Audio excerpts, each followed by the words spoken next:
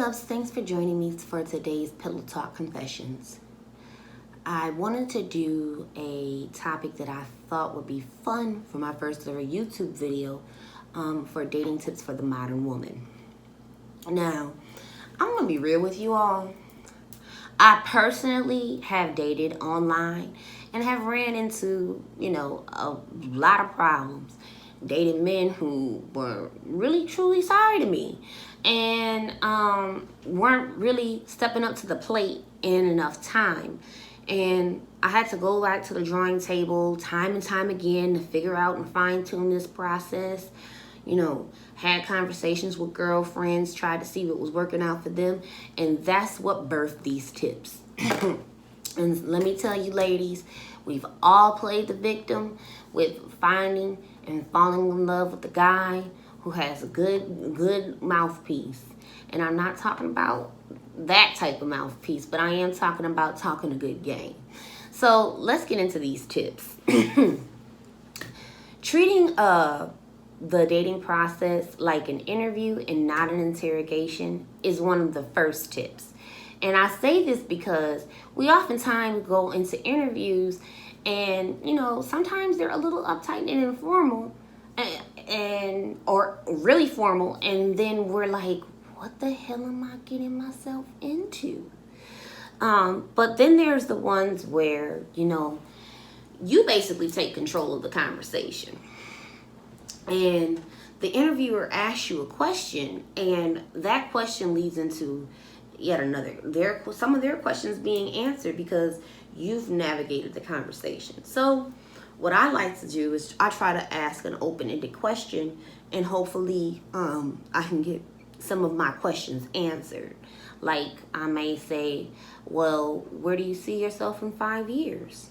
So that way it lets me know what some of their long-term goals on. It lets me know what kind of mindset that they're in.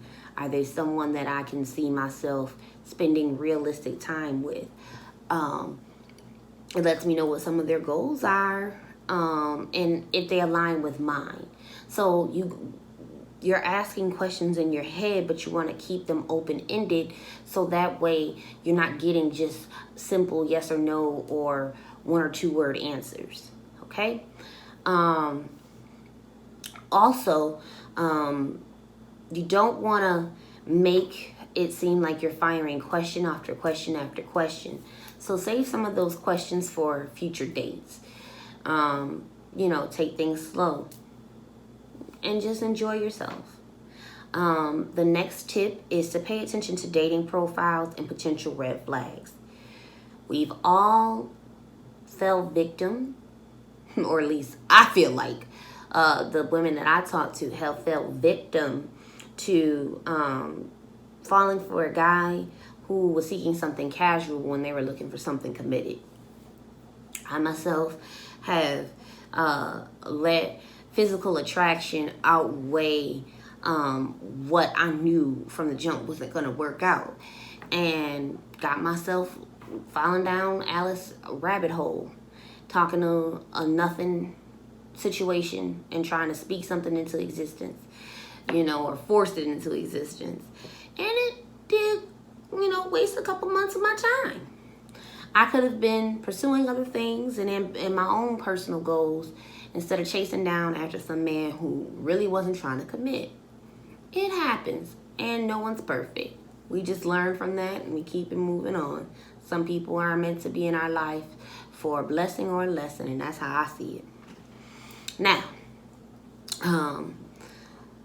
this next tip is very serious, ladies, because it is something that as a woman, we open ourselves up to men, and we're very emotional, and we find ourselves getting attached too soon.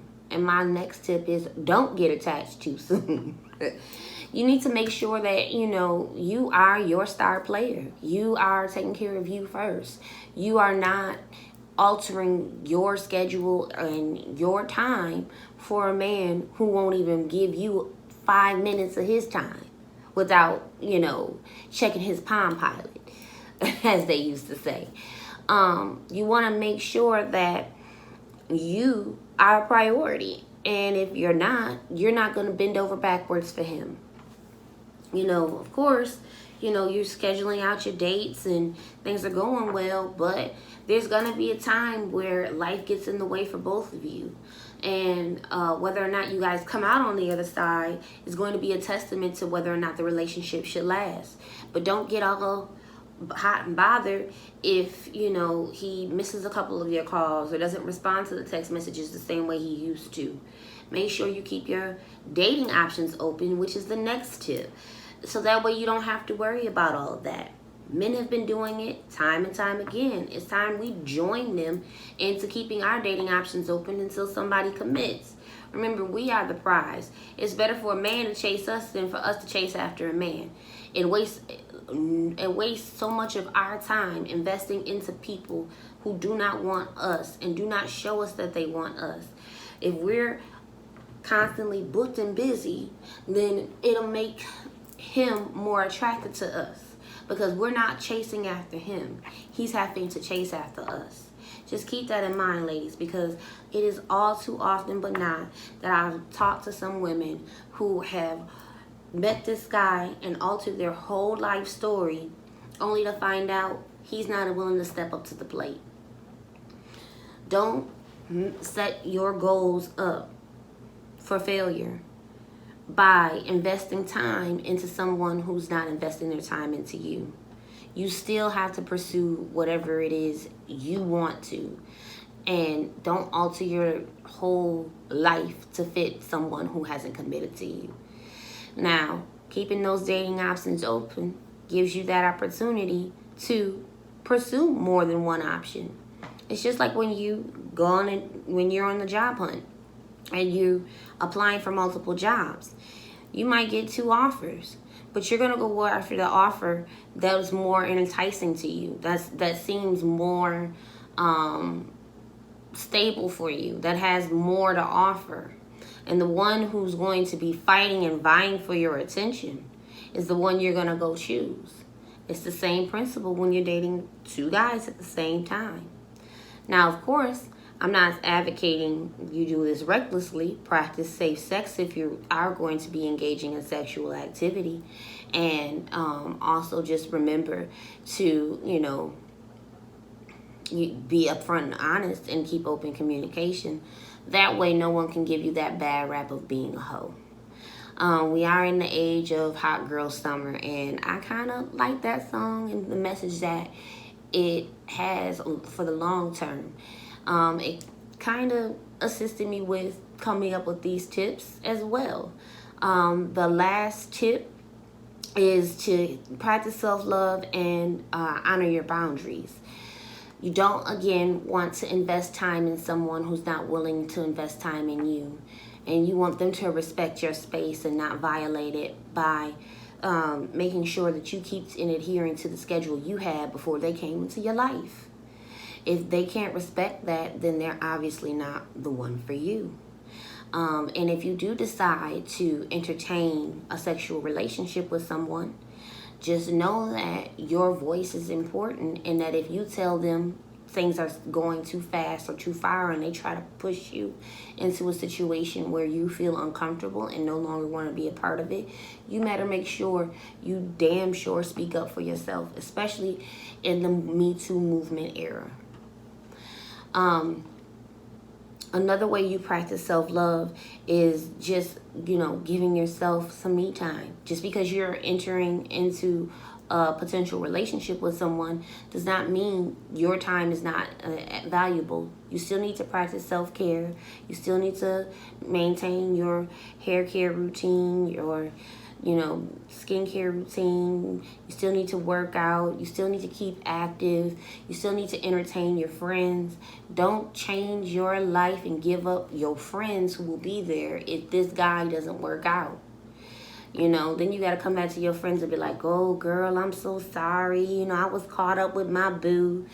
Your boo gonna be there if he's the one, but your girlfriends might be like, girl, I'm tired of every time you get a man, you just forget about me. They get tired too, honey. And another thing is I am a big advocate of self-pleasure. You know, me personally, I have a high sex drive. And I know when I was single and ready to mingle that I liked to use my vibrator before I went out on a date. And the reason I say that is because I didn't want to have myself, you know, caught up having sex with a guy that I really didn't see anything going with, and, you know, falling into the trap of a casual relationship that I knew was going nowhere. So I would get my satisfaction off before I went on a date. And I don't care how attractive he was, I was already taken care of. So it was more so focusing on eliminating on and moving on to the next one if he wasn't the candidate for me. You know, it made me remove the emotional aspect of things and had me thinking more logically.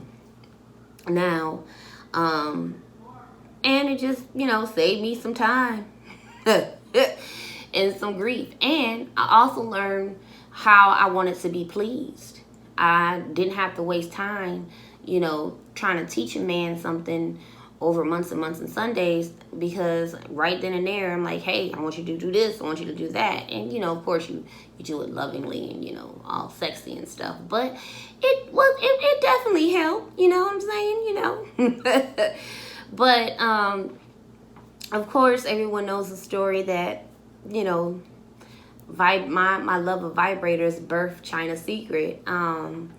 But of course that love and aspiration has expanded into something amazing, and it's helped me to birth the Pillow Talk Confessions. Well, I think it's time to wrap this video up, and I would like for you all to comment and participate, and let's get this discussion going. What tips would you like to cover that I did include? Comment them down below and we can get another video going. I want to also know, what other topics would you like me to cover when it comes to sex, love, dating, and relationships? I was thinking maybe the next video would be possibly reasons why relationships fall apart. And if you would like to see that, I want you to comment yes, yes, yes. So that way I know that that will be the next video. And I also would like and love and appreciate you all if you would like, comment, share, and subscribe.